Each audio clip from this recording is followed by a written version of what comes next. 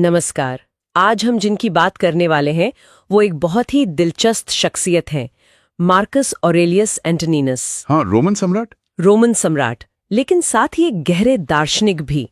हमारे पास उनके मशहूर काम मेडिटेशंस के कुछ हिस्से हैं। जेरेमी कोलियर का अनुवाद एलिस जिमरन ने संशोधित किया है और एक परिचय भी है। हाँ, जो हमें उनके जीवन और विचारों को समझने में मदद करेगा। बिल्कुल। और आज हमारा मकसद है इन स्रोतों को खंगालकर ये समझना कि आखिर वो कौन सी गहरी बातें या सीख हैं जो आज भी हमारे काम आ सकती हैं। हाँ, सोचिए जरा। एक आदमी जो इतने बड़े साम्राज्य को संभाल रहा था, लगातार लड़ाइयां लड़ रहा था, वो कैसे दर्शन, फिलॉसफी का सहारा लेकर अपने मन को शांत और केंद्रित रखता था। यही जानना है। बिल्कुल। प्लेटो ने कभी एक दार्शनिक राजा का सपना देखा था, है ना? एक ऐसा शासक जो बुद्धिमान भी हो, नेक भी। हाँ, एक आदर्श। और मार्कस ऑरेलियस शायद इतिहास में उस सपने के सबसे करीब पहुंचने वाले इंसान थे। शायद। हाँ, तो चलिए शुरू करते हैं और देखते हैं कि इन स्रोतों में क्या खजाना छिपा है। परिचय हमें बताता है कि मार्कस ऑरेलियस असल में सम्राट एंटोनिनस पायस के दत्तक पुत्र थे। उन्हें उस जमाने की सबसे बेहतरीन तालीम मिली थी। हाँ, लेकिन दिलचस्प बात यह है कि बचपन से ही उनका झुकाव दर्शन की तरफ था। अच्छा। खास तौर पर स्टोइसिज्म की ओर। स्रोत बताते हैं कि सिर्फ 11 साल की उम्र में 11 साल की उम्र में? हाँ, उन्होंने दार्शनिकों वाले सादे कपड़े पहनना शुरू कर दिया था। ये तो बड़ी अनोखी बात है, खासकर किसी ऐसे लड़के के लिए जिसे भविष्य में रोम का सम्राट बनना था। बिल्कुल, क्योंकि स्टोइक दर्शन तो, जैसा आपने कहा, शारीरिक सुखों को नजरअंदाज करने और सिर्फ सद्गुण यानी नेकी पर ध्यान देने की बात करता है। हाँ, ये एक अजीब एक भावी राजा के लिए तो ये बड़ी अलग तरह की ट्रेनिंग थी। सही कहा। स्टोइक खुद को विश्व नागरिक मानते थे। सिद्धांत रूप में तो वो कहते थे कि बुद्धिमान व्यक्ति को राजनीति में हिस्सा लेना चाहिए। हाँ, लेकिन असल जिंदगी में, व्यवहार में अलग थे। हाँ, व्यवहार में वो अक्सर उस समय की व्यवस्था से सहमत नहीं होते थे और राजनीति से दूरी रहते थे। मार्कस के पास ये ऑप्शन नहीं था। उन्हें तो साम्राज्य चलाना ही था। बिल्कुल। और उनका शासन आसान बिल्कुल नहीं था।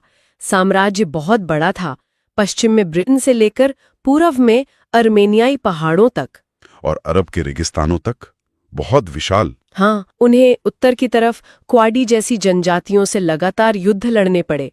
मेडिटेशंस में हमें ऐसे नोट्स मिलते हैं जैसे क्वाडी के बीच लिखा गया। हाँ, ये दिखाता है कि ये गहरे विचार युद्ध के मैदान में मुश्किल हालात के बीच लिखे गए थे। बिल्कुल।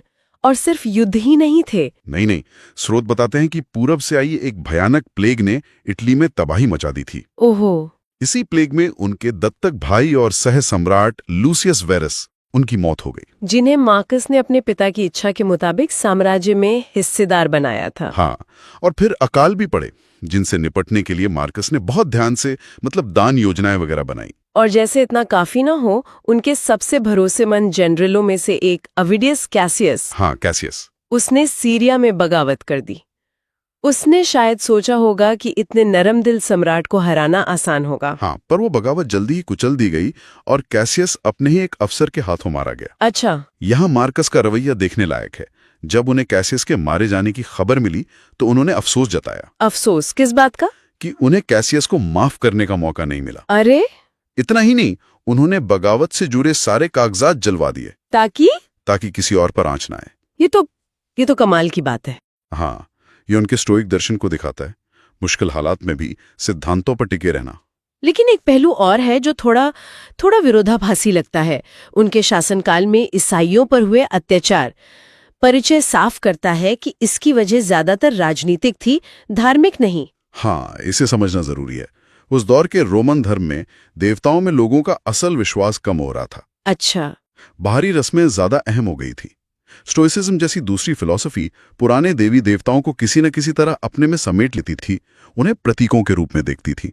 मगर ईसाई ऐसा नहीं कर सकते थे। बिल्कुल, वो मूर्ति पूजा को सिरे से खारिज करते थे। हाँ, और स्रोत बताते हैं कि वो सिर्फ खुद ही मूर्ति पूजा से नहीं बचते थे, बल्कि कभी-कभी दूसरों को भी उकसाते थे। हाँ, यहाँ तक कि मूर्तियां गिरा देते या उनका अपमान करते थे। ऐसे में ये कोई ताज्जुब की बात नहीं कि रोमन लोग उन्हें शक और नफरत से देखते थे। उन पर झूठे इल्जाम भी लगाए जाते थे, जैसे कि वो इंसानी मांस खाते हैं या अनैतिक काम करते हैं। और ये भी कहा गया है कि ईसाई कई बार जानबूझकर ऐसे काम करते थे जिससे उन्हें सताया जाए। वो शहादत चाहते थे। ओहो। इसलिए मार्कस ऑरेलियस ने शायद बस मौजूदा कानूनों को लागू होने दिया। आज के नजरिए से ये गलत लगता है, जाहिर है, हाँ बिल्कुल। लेकिन उस समय के राजनीतिक माहौल में ये शायद व्यवस्था बनाए रखने का एक तरीका समझा जाता होगा।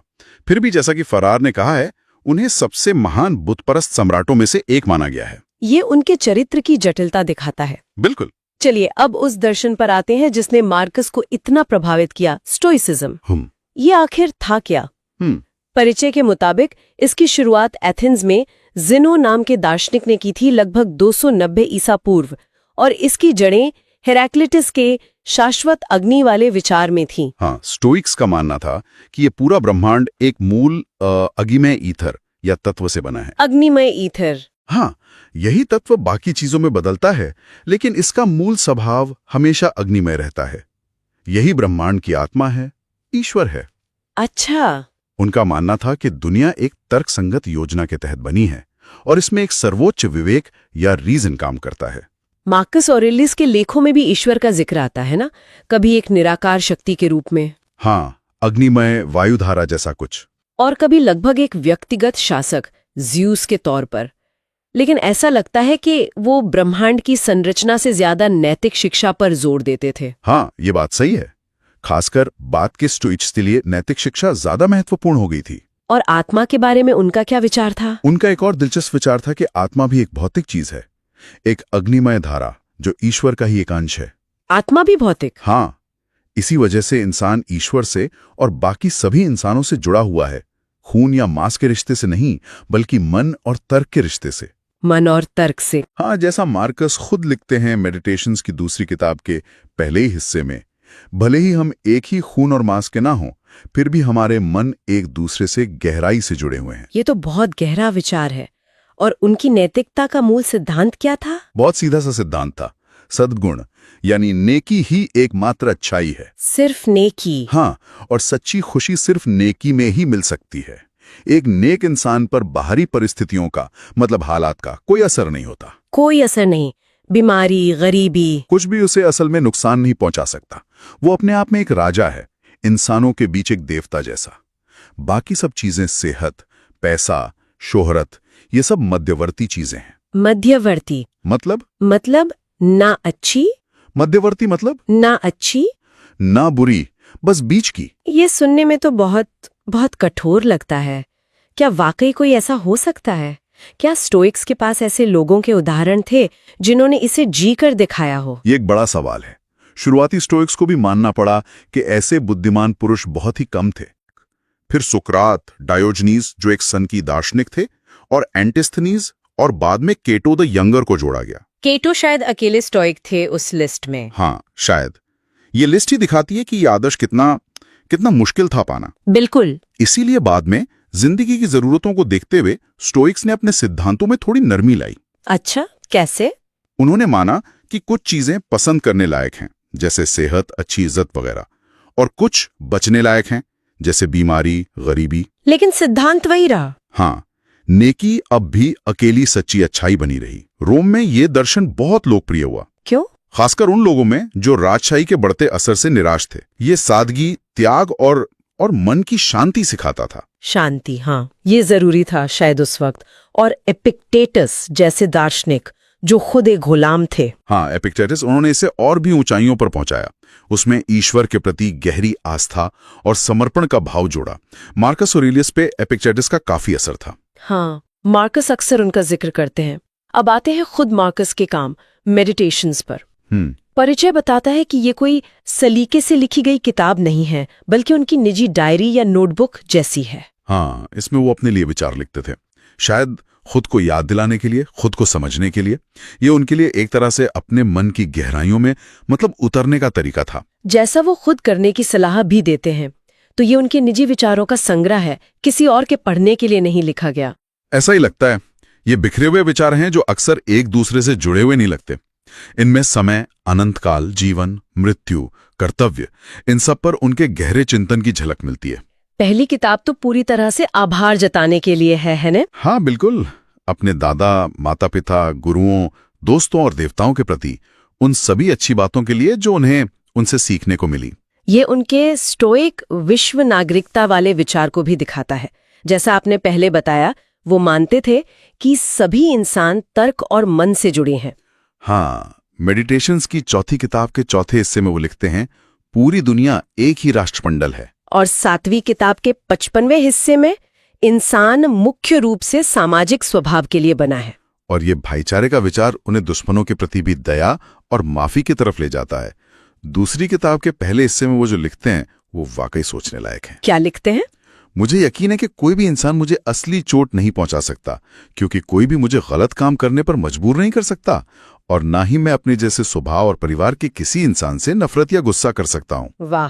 क्योंकि हम सब आपसी मदद के लिए बने हैं, जैसे पैर, हाथ और पलकें, जैसे ऊपर और नीचे के दांतों की कतारें। ये कितनी खूबसूरत सोच है, बिल्कुल। खासकर उस इंसान के लिए जिसके साथ उसी के जनरल ने बगावत की हो। बिल्कुल। वो अक्सर चीजों के छोटेपन और क्षणभंगुरता पर भी जोर देते हैं। हाँ, जैसे वो कहते हैं कि यूरोप और एशिया तो सृष्टि के कोने मात्र हैं। हाँ, छठी किताब के 36वें हिस्से में पूरा समंदर एक बूंद जैसा है, और ये जो वर्तमान पल है ये अनंत काल के सामने एक बिंदु जैसा है। ये सारी चीजें छोटी हैं, बदलने वाली हैं, पल भर में गायब हो जाने वाली हैं। ये नजरिया चीजों को सही परिप्रेक्ष्य में देखने में मदद करता होगा। हाँ, मृत्यु को भी वो एक प्राकृतिक प्रक्रिया मानते हैं जिससे डरने की जरूरत नहीं। जन्म और मृत्यु प्रकृति के रहस्य। बिल्कुल।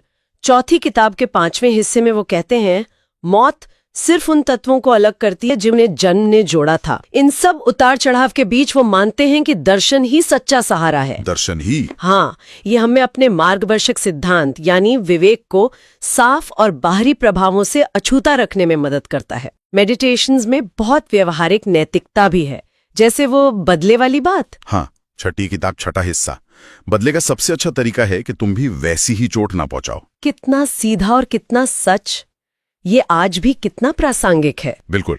और कृतज्ञता यानी एहसान मानने पर उनकी टिप्पणी भी बहुत दिलचस्प है, 5वीं किताब के छठे हिस्से में। हाँ, वो 3 तरह के लोगों वाली बात। हाँ, कुछ लोग एहसान करते ही शुक्रिया की उम्मीद करते हैं, दूसरे लोग मन में याद रखते हैं और खुद को कर्जदार समझते हैं। और तीसरे? लेकिन एक तीसरे तरह के लोग भी होते हैं जिन्हें शायद पता भी नहीं होता कि उन्होंने क्या किया है। वो बस एक अंगूर की बेल की तरह होते हैं जो अपने हिस्से का फल देकर संतुष्ट हो जाती है और दोबारा फल देने के मौसम का इंतजार करती है बिना किसी शुक्रिया की उम्मीद किए। बिल्कुल। वाह, ये तो निस्वार्थ कर्म का एक बेहतरीन उदाहरण है। क्या वो बुराई की उत्पत्ति जैसे बड़े दार्शनिक सवालों से भी जूझते थे? हाँ, वो इन सवालों पर भी सोचते थे।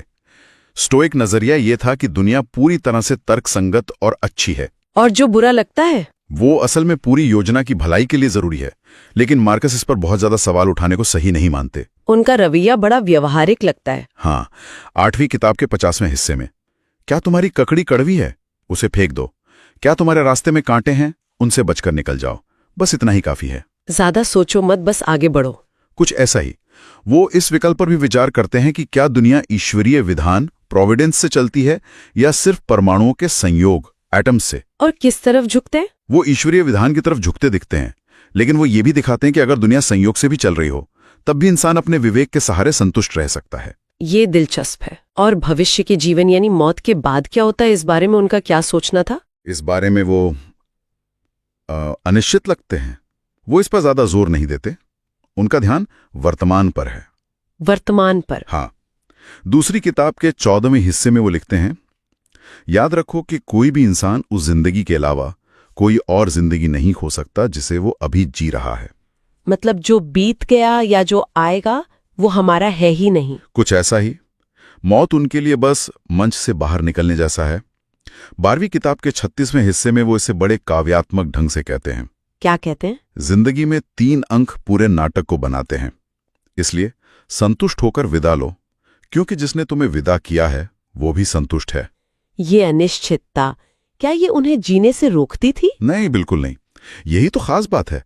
ये अनिश्चितता उन्हें इस पल में अभी नेकी के साथ जीने से नहीं रोकती। शायद यही उनकी शिक्षा का सबसे अहम पहलू है। भविष्य की चिंता करने या उस पर अटकलें लगाने की बजाय वर्तमान में अपने कर्तव्यों को निभाना और विवेक के अनुसार जीना। मार्कस ऑरेलियस की तारीफ बहुत लोगों ने की है। परिचय में जिक्र है कि कार्डिनल बार्बेरिनी, हाँ, उन्होंने तो इतालवी में अनुवाद भी करवाया था। मॉन्टेस्क्यू ने कहा कि उनके बारे में बात करते हुए एक अलग ही खुशी महसूस होती है। मैथ्यू अर्नोल्ड ने भी उनकी बहुत प्रशंसा की है। और रेनान, हाँ, रेनान ने तो उनके धर्म को निरपेक्ष धर्म कहा है। निरपेक्ष धर्म, एब्सोल्यूट रिलीजन। हाँ, उनका कहना था कि ये ऐसा धर्म है जो किसी एक जाति या देश का नहीं है। इसे कोई क्रांति या वैज्ञानिक खोज बदल नहीं सकती। ये बस एक ऊंची नैतिक चेतना का नतीजा है जो ब्रह्मांड का सामना करती है। ये बहुत बड़ी बात है। बिल्कुल। परिचय ये भी कहता है कि उनकी शिक्षाएं आज भी उतनी ही प्रासंगिक हैं, शायद और भी ज्यादा। हाँ, आज के दौर में जहां कट्टरता और दूसरों की आलोचना इतनी आम है, वो उन लोगों के लिए एक खास दोस्त और सुकून देने वाले साबित हो सकते हैं जो साफ सोचते हैं, ईमानदार हैं और खुद को बेहतर बनाने की इच्छा रखते हैं। वैसा बहुत कुछ देते हैं जिसे हमारा तर्क आसानी से स्वीकार कर सकता है, खासकर ऐसे समय में जब लोग आस्था से ज्यादा आंखों देखी चीजों पर यकीन करते हैं। शायद वो हमारी आत्मा की हर प्यास न बुझा सके। हाँ, हो सकता है, लेकिन वो जो देते हैं वो ठोस है और उसे अपनाया जा सकता है। ये सिर्फ किताबी बातें नहीं हैं। नहीं, ये एक ऐसे इंसान के अनुभव है जिसने सत्ता के शिखर पर रहते हुए भी आंतरिक शांति खोजने की कोशिश की। बिल्कुल। तो मार्कस ऑरेलियस के इन विचारों और मेडिटेशंस के इस विश्लेषण से हमने क्या सीखा? मेरे लिए तो सबसे बड़ी बात है अपने अंदरूनी जगत पर नियंत्रण रखने का महत्व। हाँ, आंतरिक नियंत्रण। भाग्य और प्रकृति को स्वीकार करना, समाज के प्रति अपने कर्तव्य को समझना और जीवन की इस भागदौड़ और अनिश्चितता के बीच वर्तमान पल पर ध्यान केंद्रित करना। बिल्कुल। उनकी विरासत हमें यही याद दिलाती है कि सबसे मुश्किल हालात में भी दर्शन और आत्मचिंतन हमें शांति और मकसद खोजने में मदद कर सकते हैं। हाँ, जैसा कि स्रोत बताते हैं, मार्कस खुद निश्चित नहीं थे कि मौत के बाद आत्मा का अस्तित्व रहता है या नहीं, लेकिन उन्होंने इस अनिश्चितता को अपने जीवन पर हावी नहीं होने दिया। नहीं, उनका पूरा ध्यान अभी इसी पल में सद्गुण के साथ जीने पर था। और यहीं पर हमारे लिए एक सोचने वाली बात है ना? भविष्य में क्या होगा इसकी परवाह किए बिना या इस बारे में हमारी जो भी मान्यताएं हों, अगर हम स्टोइक सिद्धांतों की तरह वर्तमान क्षण को पूरी तरह से अपनाएं, विवेक और नेकी के साथ जिएं, तो इससे हमारी रोजमर्रा की जिंदगी कैसे बदल सकती है? एक गहरा सवाल जिसके बारे में सोचते रहना चाहिए। इस दिलचस्प चर्चा के लिए धन्यवाद। आपका भी धन्यवाद। अगली बार फिर मिलेंगे। अलविदा। अलविदा।